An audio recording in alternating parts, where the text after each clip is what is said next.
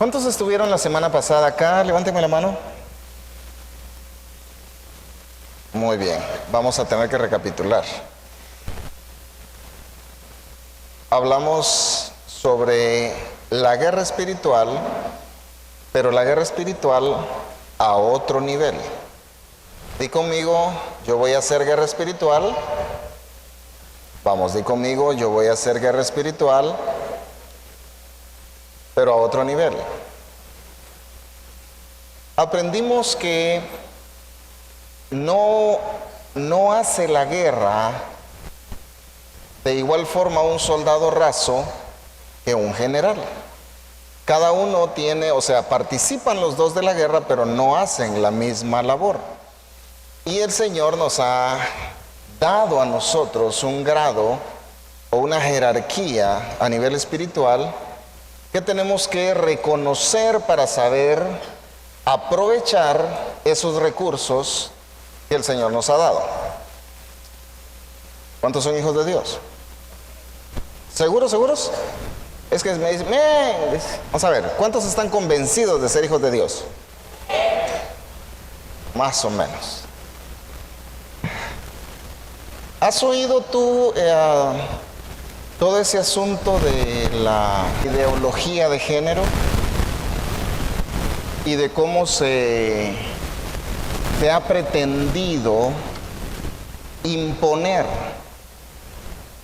ante toda la población mundial que se acepte como bueno algo que es malo? Y te digo imposición porque estas personas que defienden ese mal llamado ideología de género, no te están preguntando si tú estás de acuerdo, te dicen que tienes que pensar como ellos quieren. O sea, esa es una imposición, ¿verdad? Quieren que se acepte, que se tolere y que se diga que está bien lo que hemos sabido toda la vida que está mal, ¿verdad? Incluso ha sido tan comentado el punto de Miss Universo, ¿verdad? Que por ahí anda un varón metido entre las chicas, ¿verdad? Y ha sido cuestionado y todo, pero te digo algo, ¿sabes qué realmente es lo que está pasando ahí en esa imposición de esa forma de pensar? No me interesa criticar a estas personas, solamente lo estoy tomando como ejemplo. ¿Sabes qué es lo que está sucediendo realmente en esta imposición? Eso es una guerra. ¿Recuerdas cuál es la definición de guerra? Guerra es imponer la voluntad de uno sobre otro. Eso es guerra. Entonces, a la hora de hablar de este ejemplo que te estoy dando de los que defienden la ideología de género como buena, sabiendo desde todos los puntos de vista, no solo el religioso, ni solo el moral, sino también el científico, el natural y el simple sentido común, se sabe que no es bueno y se quiere imponer algo malo como bueno. Esto es una guerra espiritual. Ahora yo te pregunto, ¿cómo hacemos para luchar contra esa imposición que están haciendo las tinieblas? Porque te digo, están invirtiendo una cantidad de millones de euros y dólares para lograr el cometido de imponerle a la gente esa forma de pensar. Lo están metiendo por todos lados. Entonces, ¿cómo vamos a pelear esta guerra espiritual? Ya lo aprendimos la semana anterior, que no tenemos simplemente que estar atando espíritus, buscando demonios, chamucos como les dicen otros, sino que tenemos que entender realmente qué es el propósito del Señor para que nosotros desempeñemos nuestro papel como parte del ejército de Dios. ¿Dónde está el ejército de Dios?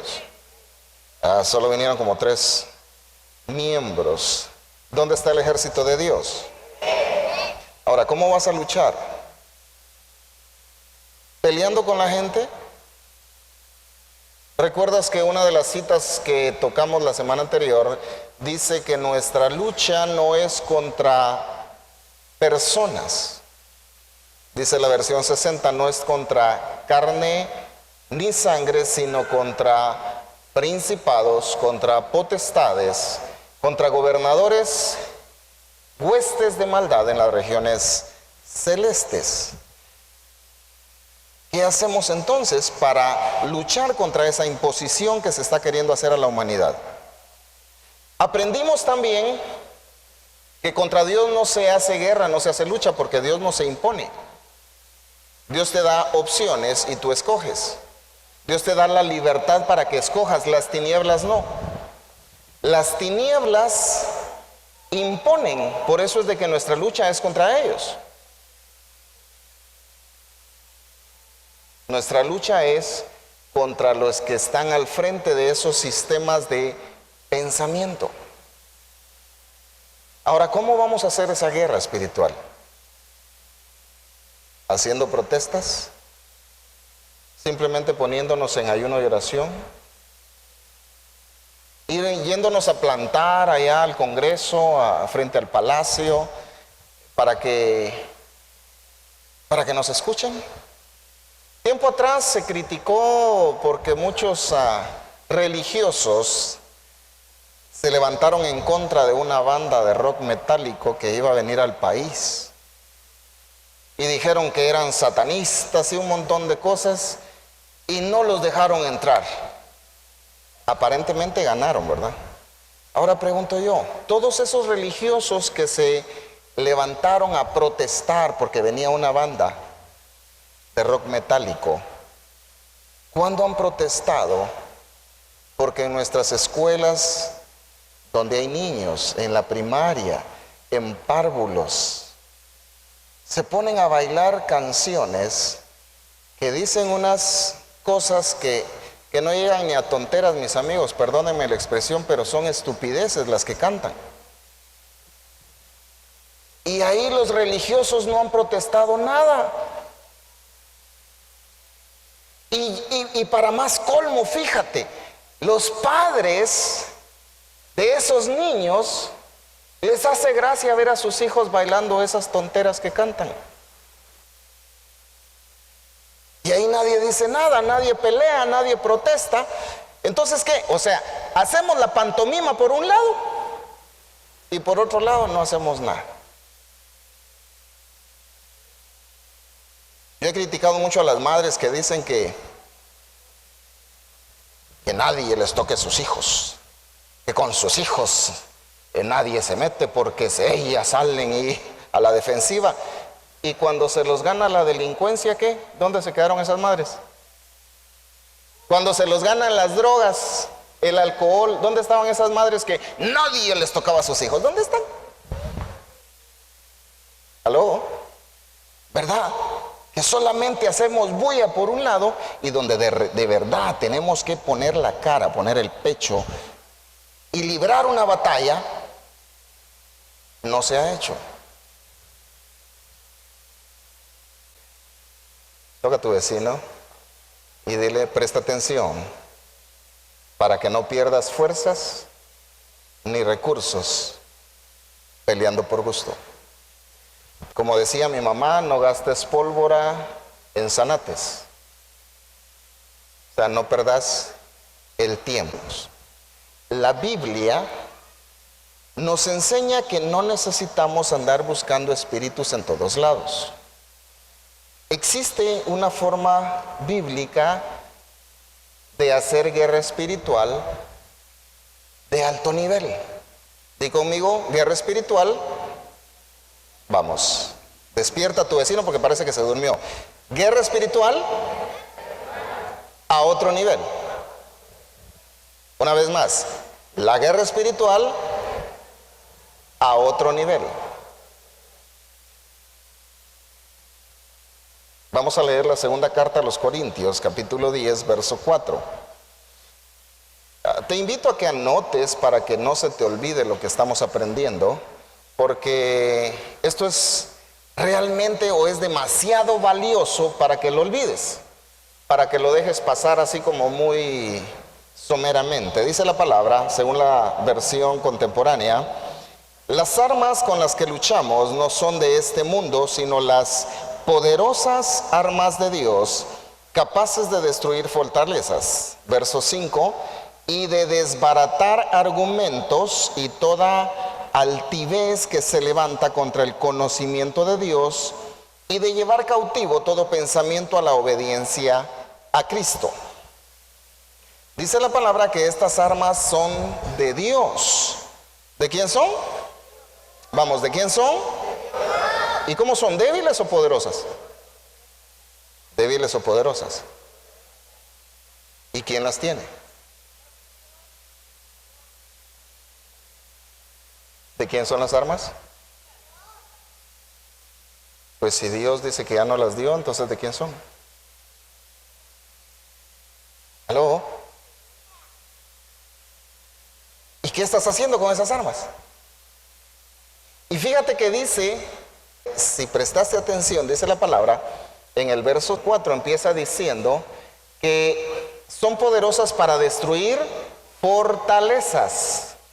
Aprendimos que las fortalezas se forman a través de los argumentos, que es lo siguiente que dice en el otro verso, que hay que desbaratar argumentos. Cuando hablábamos hace unos instantes de esta onda de la ideología de género, lo que imponen estas personas son argumentos. ¿Qué son? O sea, son formas de pensar queriendo defender a ellos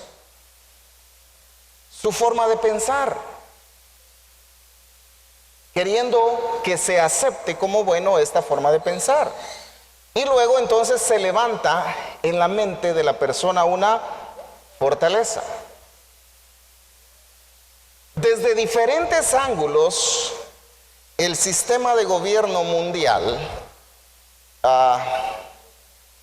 porque sí hay un sistema de gobierno mundial, y no como lo esperaban muchos evangélicos que estaban esperando que el anticristo llegara y se sentara y que él iba a mandar al gobierno mundial. No, señores, hace años que existe un sistema de gobierno mundial.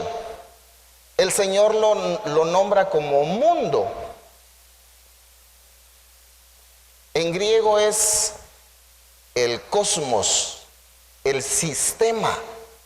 Fíjate que ese sistema es en contra, dice la palabra, del conocimiento de Dios, en contra de la obediencia a Dios. Entonces ese sistema de gobierno viene y levanta por diferentes lados formas de pensamiento que se levanten en contra del conocimiento de Dios. Y una de las cosas es atacarte por el lado de la pseudociencia, porque realmente no es ciencia al 100%, planteándote teorías como que si fueran verdades. ¿Aló? Te imponen una teoría como que fuera una ley. Estaba oyendo a unos, por eso te digo, pseudocientíficos, decir, antes se creía que Dios había formado el universo, pero ya sabemos que todo viene por la evolución. O sea, ya sabemos. ¿Cuándo lo comprobaron?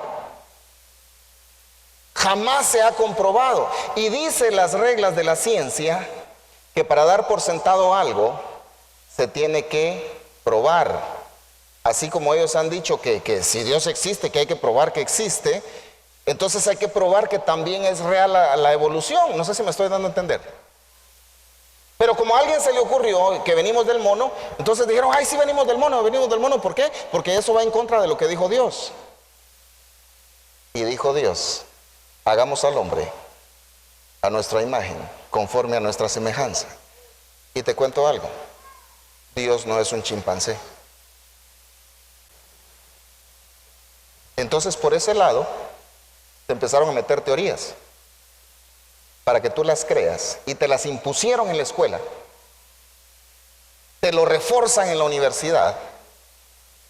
Entonces tú sales de la universidad creyendo que creer en Dios es algo del pasado. es ser anticuado, es no ser científico. No sé si me estoy explicando. Entonces son formas de pensamiento.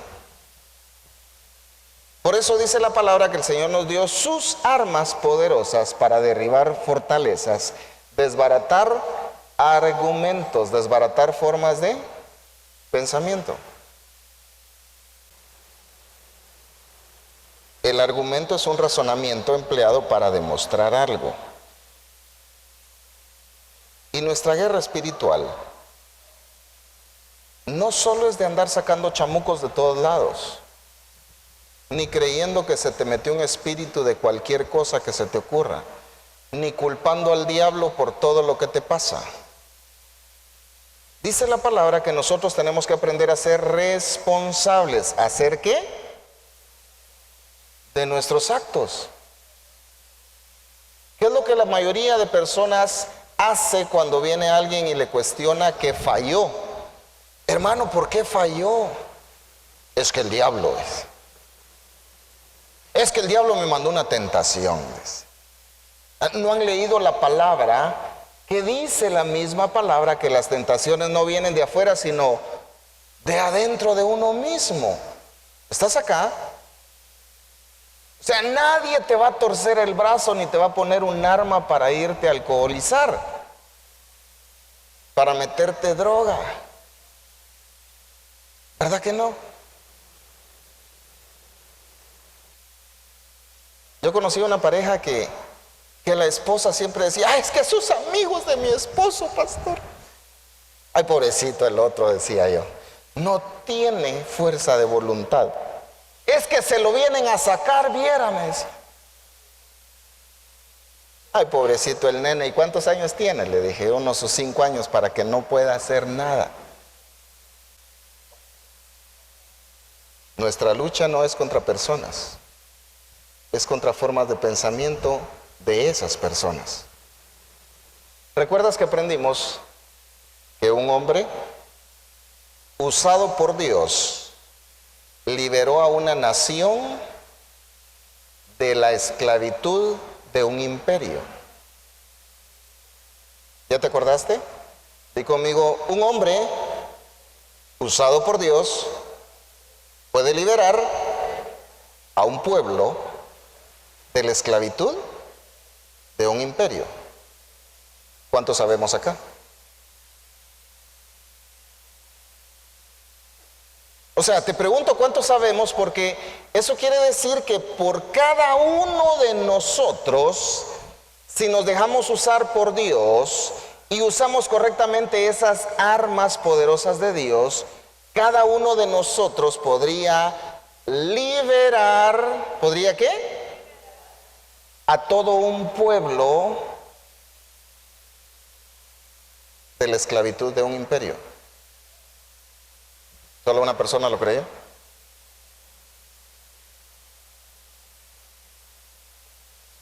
Muchos dicen, pero es que si vamos todos, sí.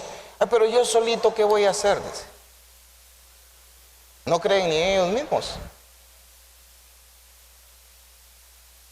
No creen en algo que se conoce como el poder de uno. ¿El poder de cuántos? ¿El poder de cuántos? ¿Cuántos liberaron a Israel? ¿A cuántos mandó Dios a liberar a Israel? Fue a uno, que se escudaba en decir que era tartamudo, y sin embargo, ¿qué? ¿Lo hizo o no lo hizo? Vamos a ver, ¿lo hizo o no lo hizo? ¿Cuántos levantó Dios? A uno. ¿A cuántos liberó? Aproximadamente 2 millones de personas del imperio gobernante de la época, del sistema de gobierno que gobernaba en ese tiempo. Ahora, el sistema que gobierna en este tiempo ya es espiritual. No solamente es el material que tú ves. Hay fuerzas de las tinieblas, por eso dice la palabra que contra ellos es nuestra lucha, nuestra guerra. Lo siguiente que dice es que tenemos que desbaratar, aparte de los argumentos, la altivez. ¿Conoces tú gente que es pobre? Vamos a ver, levántame la mano los que conocen a algún pobre. Yo conozco varios. ¿Tú solo gente rica conoces? Por eso no me levantaste la mano. Vamos a ver, levántame la mano los que conocen a algún pobre por lo menos. Ah, vaya. ¿Y de casualidad has escuchado a ese pobre decir que es orgulloso de ser pobre? Yo he escuchado a varios que dicen, yo puedo ser pobre, pero honrado usted. ¿Qué quiere decir eso? Ah, que está orgulloso de ser pobre. ¿Está orgulloso de ser? ¿Qué es la pobreza? ¿Falta de dinero? ¿Es falta de dinero? No, la pobreza no es falta de dinero, la pobreza es falta de ideas. Date cuenta, porque al pobre le metieron la idea que ser pobre es no tener dinero. Por eso es que cuando el pobre, fíjate, cuando el pobre que piensa como pobre, que la pobreza según él es no tener dinero, cuando a ese pobre le llega dinero, ¿qué es lo primero que hace? Vamos a ver, ¿qué es lo primero que hacen los pobres con el dinero cuando les llega? No hayan ni dónde irlo a regalar. ¿No te has fijado? Pues si conoces a algún pobre, has visto que hace eso. Recibe dinero, aunque sea prestado, se pone a invitar a sus cuates. Unos a comer, otros a beber.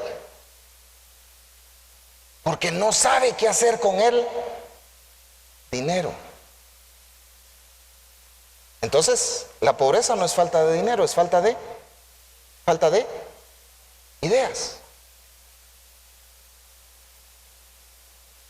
Pero el pobre se lo creyó y dice, no, es que cuando yo tenga dinero, y no se da cuenta que cada poco tiene dinero, ¿y qué hace con ese dinero?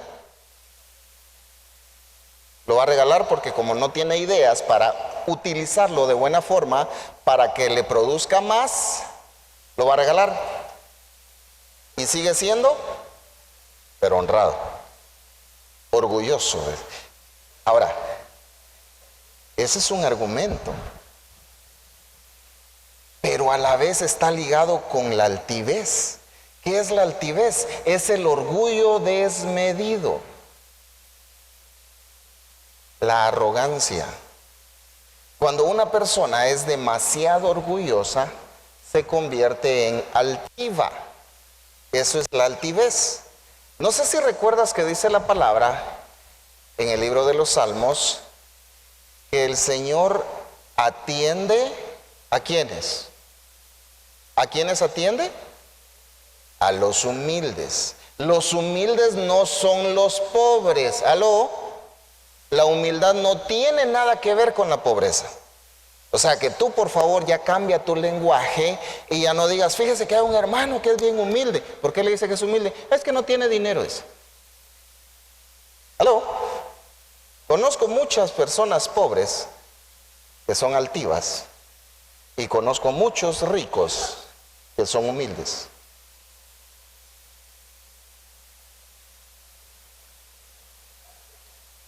Dios a los humildes los atiende, los escucha, pero a los altivos, fíjate, dice el libro de los Salmos, y creo que hay una canción que dice lo mismo, que a los altivos los mira de lejos. Ahora, yo decía, ¿por qué es que el Señor margina a los altivos?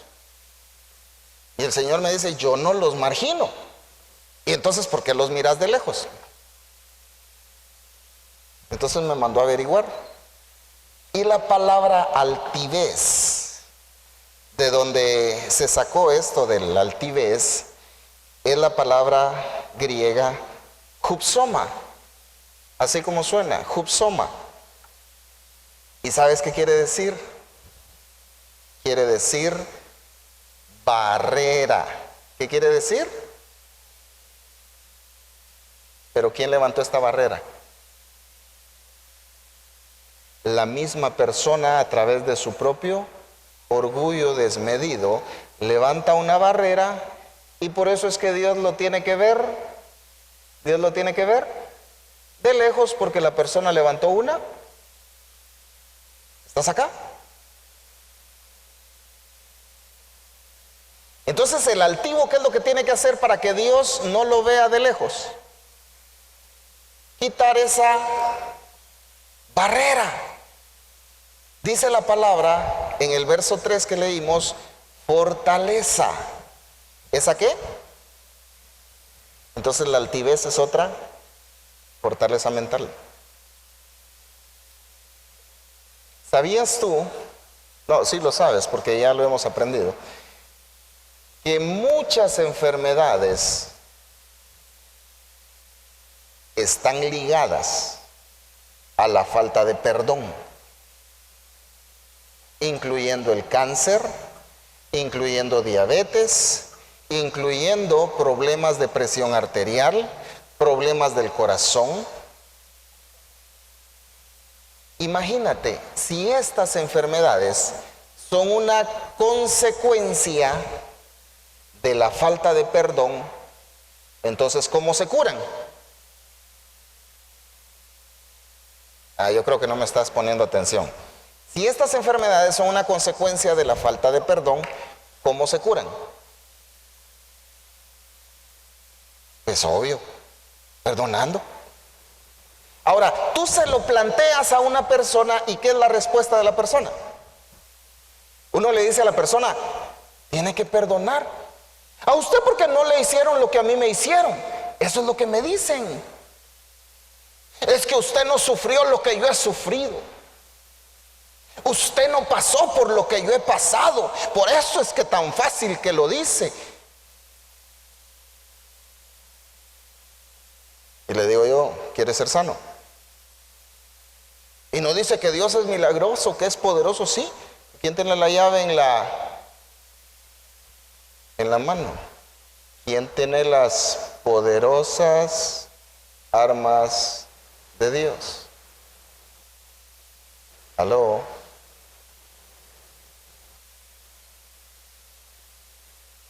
¿Cómo se te quitan esos problemas de presión arterial? ¿Con la pastillita que el doctor te dejó para toda la vida? ¿Con qué se te puede curar la diabetes?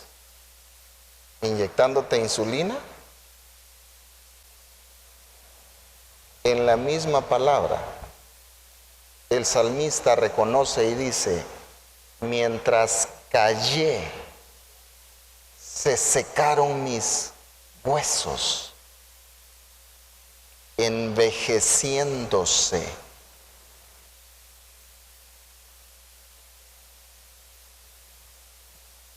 ¿Cuántos quieren verse jóvenes siempre?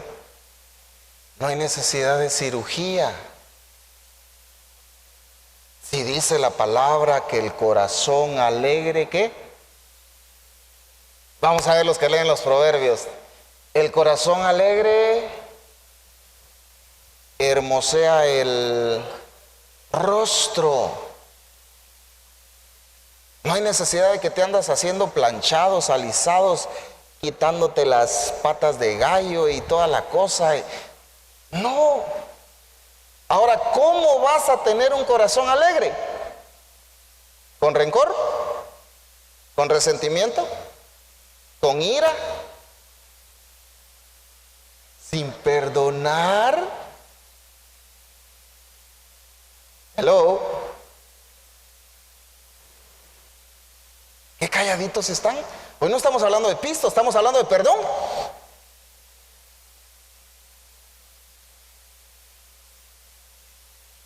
Ay, pues igual, pastor. ¿Quién tiene las poderosas armas de Dios? Ay, yo creo que ya se fueron los que las tenían. ¿Quiénes tienen las poderosas armas de Dios? Ya resucitó una. ¿Y los demás? Ay, es que está difícil. Es que cómo cuesta. ¿Sabes por qué cuesta? Por la barrera que has levantado que se llama altivez. Aunque no digas amén. Aunque no aplaudas también. El orgullo en su máxima expresión es la altivez. No está aquí para defenderse, pero tú puedes leerlo en la palabra y te vas a dar cuenta que el apóstol Pablo era el único de los apóstoles que tenía trauma con el apostolado. Dicho en lenguaje actual, era el único con apostolitis. Es el único del que tú lees que se pone a defender su apostolado. Es el único que se pone a pelear con la gente porque no lo reconoce como apóstol. ¿Por qué? Porque a nosotros los seres humanos nos gusta que nos reconozcan, que nos ensalcen, que nos exalten. Y fíjate, hay muchas personas que de buena fe te dicen: a mi hermano qué bonito canta, mi hermana qué bien predica, cómo se le entiende de bien, qué bonito habla, mi hermano cómo aconseja usted de bien. Y todas esos halagos de que la gente te lo hace ver de buena forma, llegan las tinieblas y te empiezan a mandar pensamientos y te dicen: ya viste que sos bueno, ya viste, vos predicas mejor que el pastor, ya viste, a vos te usa más el Señor que a los demás. Y entonces uno puede caer en ese juego y empezar a volverse así como que un poquito más ancho, más inflado. ¿Cuántos conocen a los sapos? ¿Qué hace el sapo cuando quiere asustar a otros? ¿Qué hace? ¿Qué hace? Se infla. ¿Has oído cuando un sapo está inflado y le pasa un carro encima?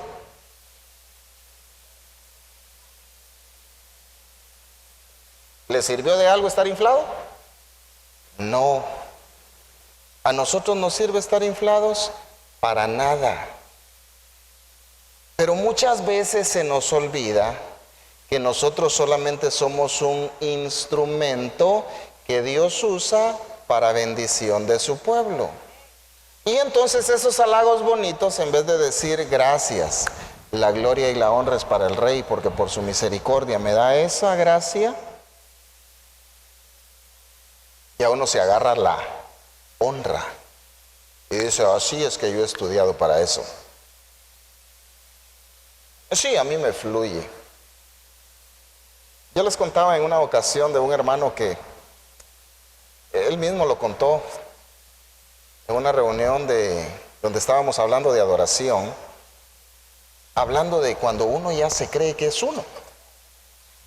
Él es un ministro de alabanza y en una ocasión pues lo invitaron a una congregación y él llegó. Pues él llegó, ¿cómo crees tú? ¿Humilde? No, él llegó bastante infladito. Y entonces le dieron el tiempo y él dijo: vamos a hacer que la gloria de Dios descienda en este lugar, dijo.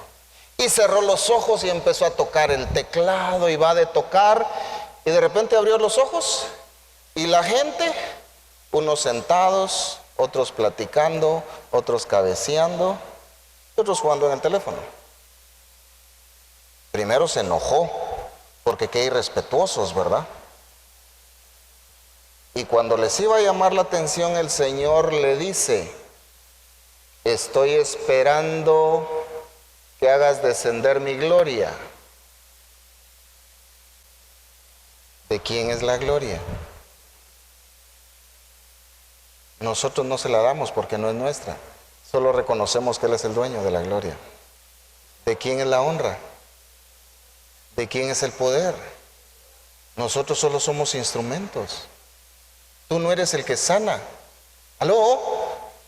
Tú no eres el que sana. Porque si tú pudieras sanar, mi hermano, mi hermana, tú no tuvieras ninguna enfermedad. Pero muchas veces nos volvemos orgullosos, así como era Pablo cuando empezó el ministerio. Y eso que cuando él empezó el ministerio, el Señor le dio una quebrada de cara porque lo botó del caballo hasta el suelo. ¿Alguna vez te has caído de algún caballo? Vamos a ver, levántame la mano. Nadie ha sentido eso tan emocionante que es, que te querés detener con las manos. ¿Y qué pasa? Te cuento, las manos no te sostienen. ¿Y qué es lo que sucede? Lo que sigue es que enterras la cara.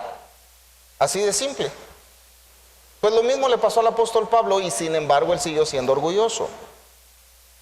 Hasta que más adelante él mismo reconoce en esta carta que estamos leyendo de 2 Corintios, más adelante dice que a causa de tanta revelación que el Señor le ha dado, le fue dado un aguijón en la carne, un mensajero de Satanás que lo abofetea. ¿Para que qué? Para que él no se vuelva y ni se crea más que los demás, sino para que se mantenga humilde. Pero dice que ese mensajero ¿lo qué? ¿Te dije? Lo abofetea. ¿Qué es una bofetada? Una cachetada, pues.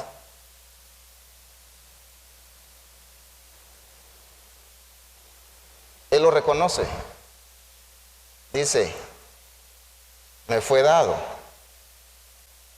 un aguijón que me esté recordando que no soy yo el que tiene que crecer, sino yo tengo que menguar y él tiene que crecer. Por eso es que en las cartas más adelante, ya cuando él reconoció esto, ya cuando ese mensajero que le mandaron o que le enviaron para recordarle que es Dios el poderoso, entonces él viene y escribe, ya no como sus cartas anteriores donde decía, yo, Pablo, apóstol de Jesucristo. Así empiezan las cartas, léelas.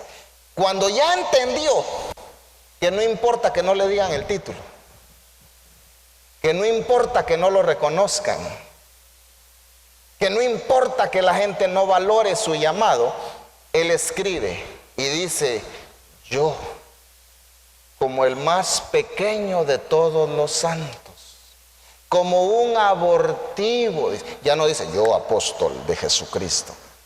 ¿Ves cómo cambió la cosa? ¿Pero qué fue lo que tuvo que hacer?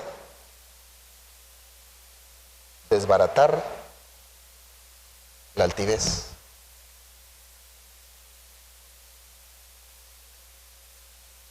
Si te cuesta soltar dinero para la obra de Dios, soltar el orgullo,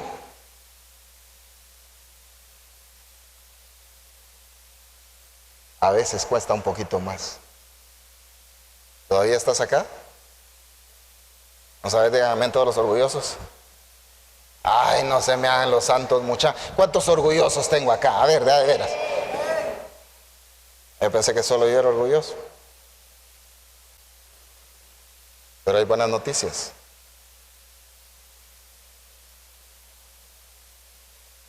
Y esto es importante.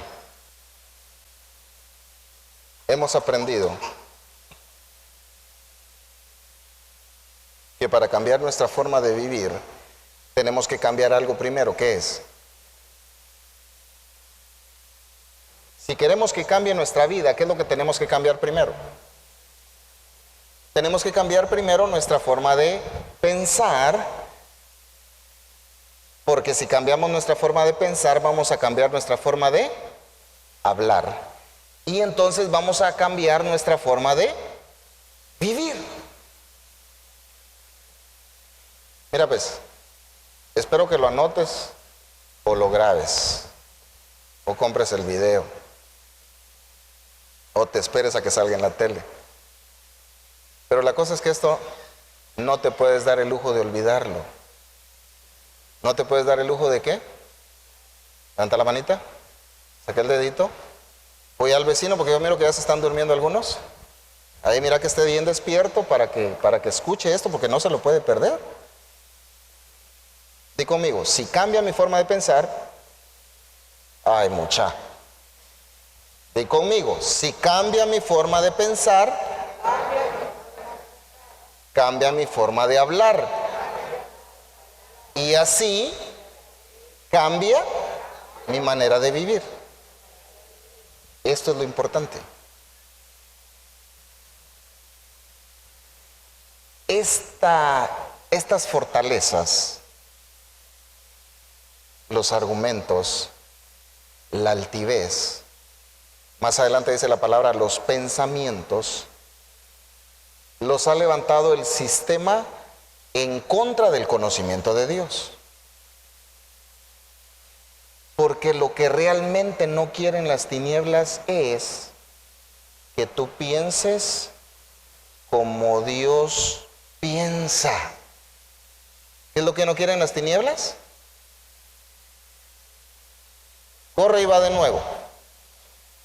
Todos estos argumentos, esta altivez, los pensamientos, esas fortalezas mentales, el mundo las ha puesto o impuesto para que tú no pienses como Dios piensa. Porque ahora analiza. Si tú llegas a pensar como Dios piensa, vas a hablar como Dios habla.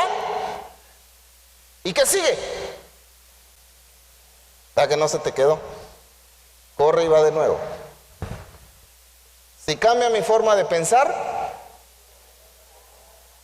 cambia mi forma de hablar. Y así cambia mi forma de vivir. Si piensas como Dios piensa, vas a hablar como Dios habla. Y entonces, ¿qué sigue? Corre y va de nuevo. Ustedes también. Si cambia mi forma de pensar, vamos, díganlo pues. Si cambia mi forma de pensar, cambia mi forma de hablar. Y así cambia mi forma de vivir. Espero que ahora sí. Si piensas como Dios piensa, vas a hablar como Dios habla. Ya como 3 o 4 le van atinando. Mira pues, como ya no hay mucho tiempo, lo que las tinieblas no quieren es que tú pienses como Dios. Porque si tú piensas como Dios, hablas como Dios y vivirás como vive Dios. No, dáselo fuerte porque eso es para Él.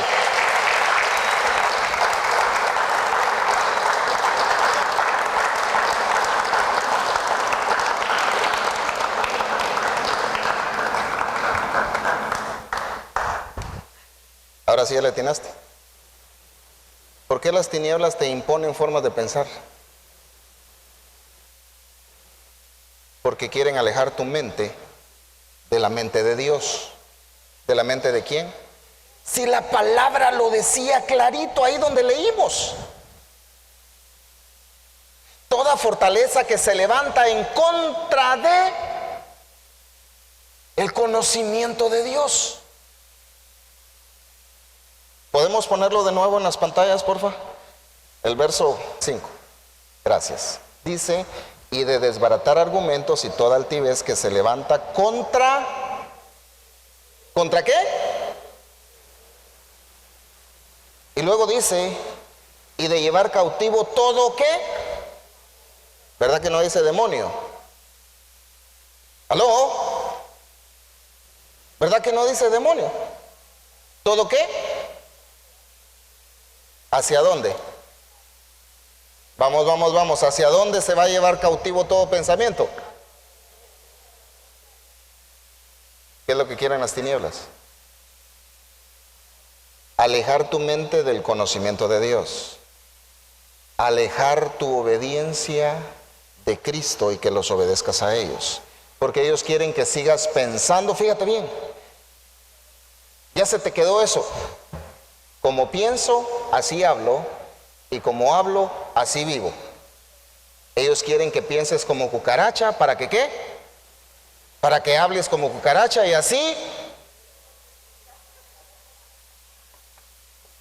¿Nos entendimos? Pero Dios no. Dios quiere que pienses como Dios, para que hables como Dios y así Y todavía te me quedas viendo. ¿Será pastor? ¿No lo estás leyendo?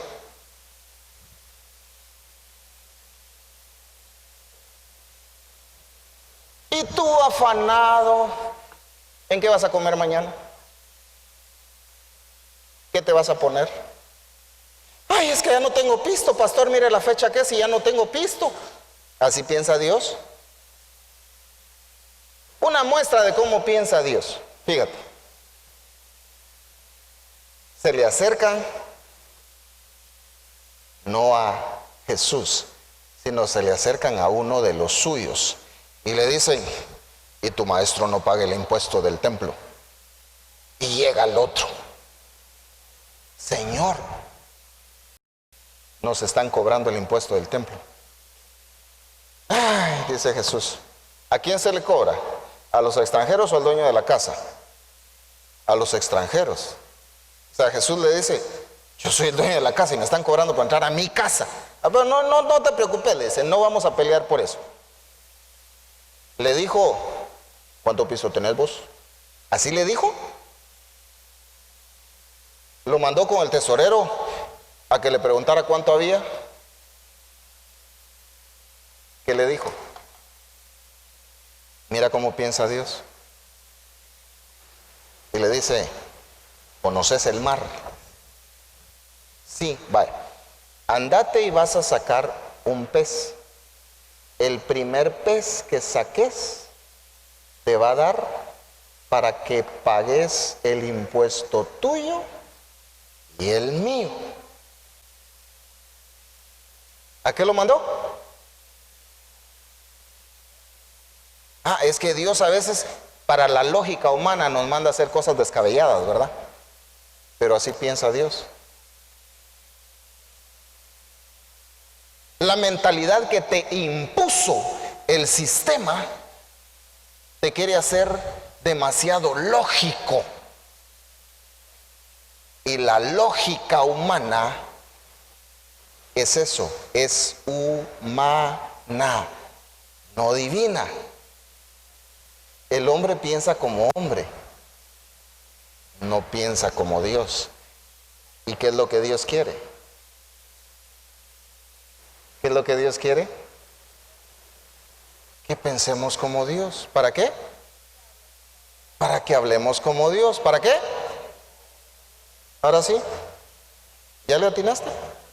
Así ya le hubieras atinado, estuvieras gritando, brincando, emocionado, que ya le atinaste, pero yo te miro todavía ahí. Sí, yo te entiendo. Todavía no lo digerís, yo creo que todavía lo tenés atravesado aquí, no te lo has tragado. Es que la forma de pensar tan cerrada que te puso el sistema no te deja creer las verdades de Dios. Te obliga a creer sus mentiras. O sea, sus mentiras del sistema. Y eso no te deja creer las verdades de Dios. ¿Todavía estás acá? Levanta tu manita. Porque como caras vemos y corazones no sabemos. Ponla con cariño sobre el hombro de tu vecino. Y dile, cambia tu forma de pensar. Vamos, díselo, cambia tu forma de pensar. Para que cambie tu forma de hablar. Y así ya no vivas como te estás quejando. ¿Todavía estás acá?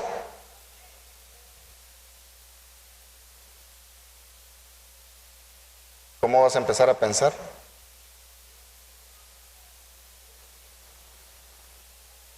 Y algunos todavía están pensando, ay, ¿cómo le hago porque no tengo pisto?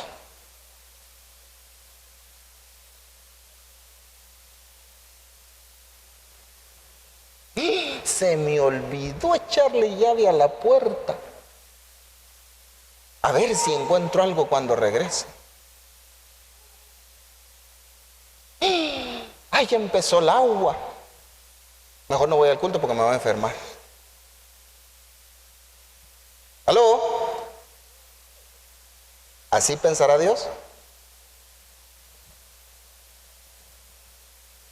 Vamos a jalar aire en tus pulmones así. Fuerte, fuerte, fuerte, y di conmigo: si pienso como Dios, hablaré como Dios, y así viviré como Dios.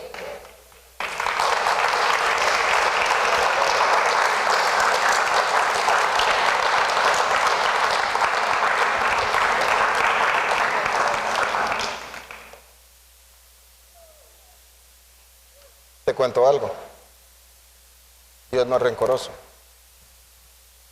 tampoco es resentido, ni tiene trauma con que no lo reconozcan como Dios. No, para nada. Él sabe que es Dios y punto. Aunque los ateos digan: no existe, no existe. Está bueno, dice Dios. ¿Qué pasa con él? ¿Deja de ser Dios? No, para nada. ¿Pierde algo? No, absolutamente nada. Dios no se ofende con esas cosas. No se le va el sueño. Y dice, y nosotros, tú no me dejarás mentir, tú mismo no me puedes dejar mentir todo lo que Dios te ha perdonado o no te ha perdonado Dios. ¿A cuántos nos ha perdonado Dios acá? A mí a cada rato me anda perdonando, no sé si a ti también. Sí, a cada rato. Ya sea de pensamiento, de mirada, de palabra, o con nuestra forma de actuar. Fallamos, sí, fallamos, y a cada rato Dios nos perdona. ¿Y sabes qué? No solo perdona, sino que se olvida de lo que hicimos. Y eso está comprobado bíblicamente. Te lo he dicho varias veces. Cuando Dios viene y habla con Salomón, diciéndole qué es lo que Dios quiere que haga, le dice: sé perfecto como fue tu padre. Y el papá de Salomón, según nosotros podemos leer ahí, no fue perfecto para los seres humanos. Pero para Dios sí. ¿Sabes por qué? Porque Dios le perdonó todas las metidas de pata a David y se olvidó de ellas. Por eso dice la palabra en Isaías: si tus pecados fueran rojos o si fueran negros, yo los volveré blancos. ¿Qué quiere decir eso? Los voy a desintegrar, los voy a eliminar, los voy a erradicar. Y a la hora de que eso no existe, ya no se acuerda. Vamos, dáselo fuertes para él.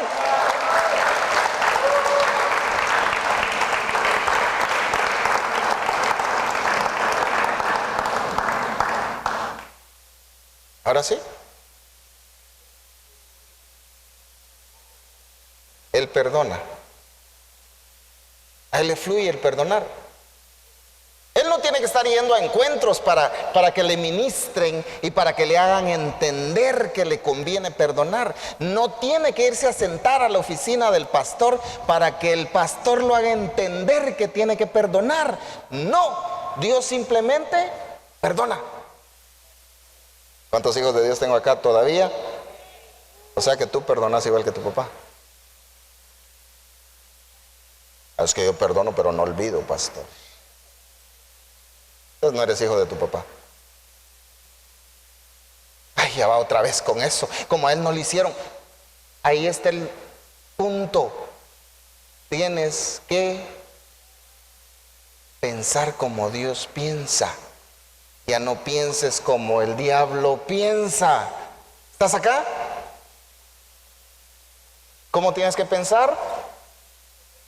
Como Dios piensa. O sea, todo ese rencor, resentimiento que te ha estado estorbando, que te ha estado deteniendo, que te ha estado limitando, que te ha puesto una barrera en la cual Dios a lo mejor te ha empezado a ver de lejos, la tienes que derribar. Y esa barrera se llama falta de perdón. ¿A quién tienes que perdonar? A todos. ¿A quién? ¿A quién? ¿Cuántas veces? 70 veces 7, pastor.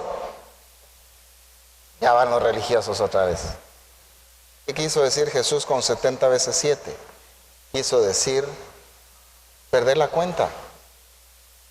Si tanto querés saber cuánto es 70 veces 7, no es 490 veces, eso es mentira. ¿Ya? Te lo aclaro de una vez y que quede bien determinado hasta en los de la tele. 70 veces 7 quiere decir el 7 elevado a la potencia 70. O sea, 7 por 7 por 7 hasta que llegues a 70 veces. Probá en tu telefonito.